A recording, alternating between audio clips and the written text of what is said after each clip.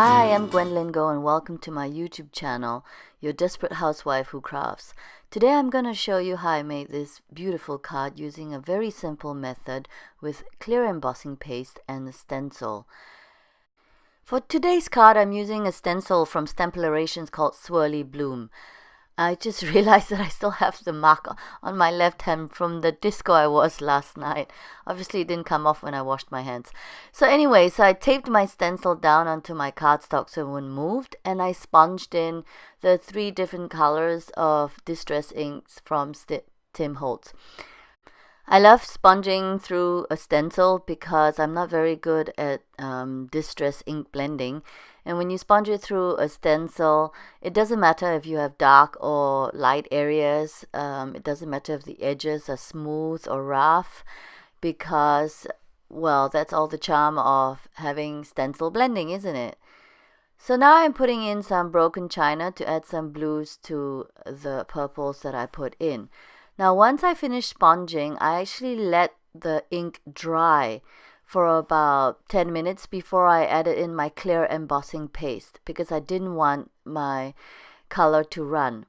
So I just used cheap embossing paste here that I found from my local supermarket, and it works quite well. It's a clear embossing paste. You have to put it on quite thickly if you want a nice raised effect.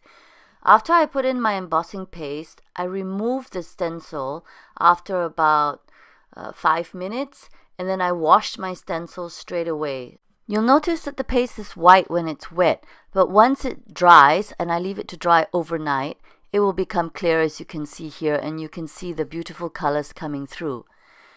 I then cut down my colored panel to the size that I wanted to, and I'll give you a tip. It's much easier if you cut down your card to the size you want before you put on the embossing paste, because the paste that I used was still sticky after it dried overnight. So I used a paper cutter to do it so it didn't damage the card base too much, but I would advise you to cut it down if you can before you put in the distress ink and the embossing paste.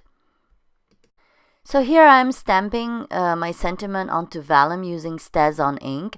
I didn't want to hide the beautiful colors of my embossed card, so I decided to use a vellum piece to put my sentiment instead of a die cut or anything else.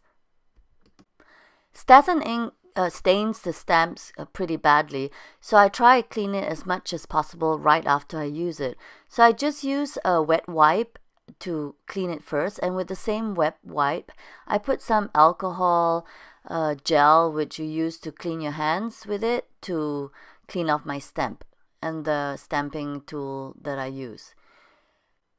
I decided to put the stamped vellum sentiment only onto my colored panel.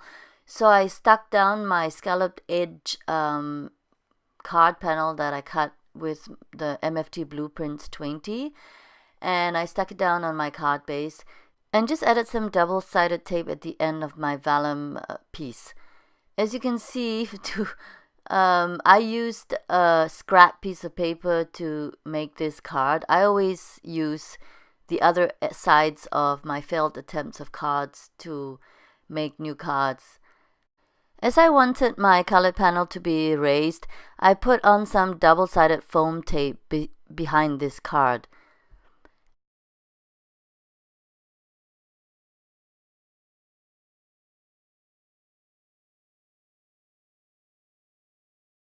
So once I stuck down the colored panel onto my card base, I just added some gems to finish off the card. This card was really quick and easy to make. I think in all, without the drying time, it took me just 30 minutes, which is really quick for me. So here you can see the colors coming through the clear gel. I really like this card very much, and I hope you like it too and you'll try it. So I hope you liked the video. Give me a thumbs up if you do, and subscribe to my channel if you have not already done. Thanks for watching, and come back soon. Bye!